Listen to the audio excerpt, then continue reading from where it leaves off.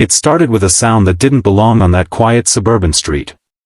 The deep rumble of Harley engines cutting through the afternoon air like thunder rolling across a calm sky. 4 bikers rode in, their black vests bearing the fiery insignia of the Hells Angels, their shadows stretching long on the warm pavement. Neighbors watched from behind curtains. Mothers pulled children indoors, and even the wind seemed to hesitate. But amid that rumble and steel, a smaller, softer voice rose, trembling, innocent, and heartbreakingly desperate. "Sir, will you buy my bike?" The men slowed, engines idling low. At the edge of the sidewalk stood a little girl, no more than 6. Her hair was light and messy, her dress too neat for how worn her shoes looked. A pink bicycle with a white basket stood beside her, and in her hands, she clutched a cardboard sign that said, "For sale." The smallest biker, or maybe the kindest, stopped his engine and climbed off. The others followed, heavy boots thewing on the pavement. He knelt before the child, the chrome of his bike glinting behind her like a mirror to a cruel world. Her name was Mirror, and her eyes held something that shouldn't exist in a child's face. Exhaustion. Behind her, under a tree in the distance, an older woman sat slumped against the trunk, wrapped in a blanket, pale and thin. The biker's throat tightened as Mira spoke again, clutching her sign a little tighter. "Please, sir, Mommy hasn't eaten in 2 days. If you believe in kindness, in second chances, in standing up when the world turns away, please take a moment to like, comment, share, and subscribe to Kindness Corner." Stories like this one remind us that compassion can still change everything. The biker's name was Ryder. His brothers called him Wolf. But the nickname never really fit. Beneath the tattoos and leather was a man who had lost more than most people could imagine. A father who'd walked away, a son who never came home, and a faith in the world that he thought was long gone. But that day, kneeling on that hot pavement, he felt something stir again. He asked her softly what she meant, and between halting breaths and tiny tears, Mira told him everything. Her mother, Clara, had worked at a local catering company owned by him, and everyone in town respected.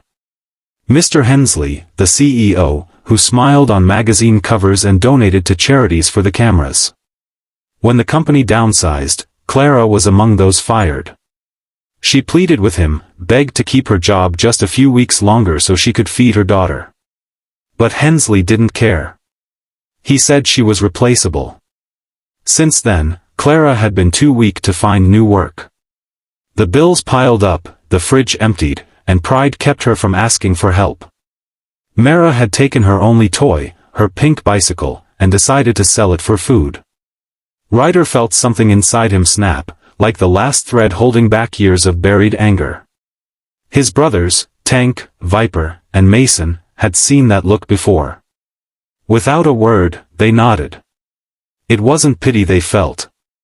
It was rage, the kind born from seeing innocence crushed by greed. Ryder reached into his vest, pulled out his wallet, and placed a wad of bills in the little girl's trembling hand. "Keep the bike, kiddo," he murmured, his voice low, rough with emotion. But this wasn't the end. Not for him. He couldn't just ride away, knowing some powerful men had stripped everything from a woman and her child. He told Mira to stay with her mother, promised he'd come back soon, and then the engines roared to life again.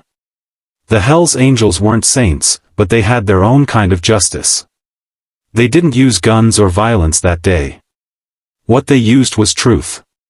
They tracked Hensley's office, a tall glass building that gleamed in the sunlight, a monument to arrogance.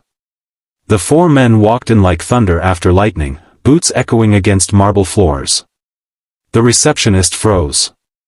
Ryder's eyes found Hensley's through the glass wall of his office. The kind of men with a gold watch, a fake smile, and hands that had never worked an honest day in years. "What is this?" Hensley scoffed as they entered. But Ryder didn't shout. He placed the "For Sale" sign on the CEO's pristine desk, the same cardboard mirror had held. "That," he said quietly, "is what your greed cost." For the first time, the polished businessman looked shaken. Ryder told him about the little girl, the mother starving under a tree, and the bicycle worth more in love than all his cars combined. Hensley tried to defend himself, mumbling about business and layoffs. But his excuses died when he saw the fury in those men's eyes. Not criminal rage, but moral fire. They didn't hurt him. They didn't have to. Instead, Ryder leaned close and said, "You don't get to buy forgiveness, but you do get a chance to do what's right." By sunset, the news had spread across the town that the CEO who once fired a struggling mother had anonymously donated a year's worth of groceries to families in need, paid off hospital bills for single parents, and rehired those he'd wronged. No one knew what changed his heart. Only a few rough men and a little girl with a pink bike did. When Ryder and his brothers returned to that tree later that evening, Mira ran to them, her eyes wide with joy. Her mother, Clara, stood now, still weak, but smiling for the first time in weeks. The light caught her face, and Ryder noticed the way her hand trembled when she tried to thank him. He simply nodded, tipping his head as the engines cooled beside them. "You don't owe us anything," he said. "Just promise you'll never give up." They shared bread that night, the bikers, the woman, and the little girl who'd sold her bike not for toys, but for love. The sunset painted gold across the chrome, the grass, and the cardboard sign that now lay folded in Myra's lap. For a moment, the world didn't seem so broken anymore. If this story has touched your heart, if it reminded you that compassion can come from the most unexpected places, please take a second to like, share, comment, and subscribe to Kindness Corner.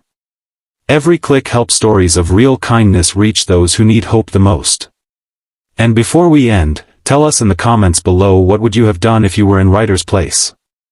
Because sometimes all it takes is one act of courage to make the whole world believe in kindness again.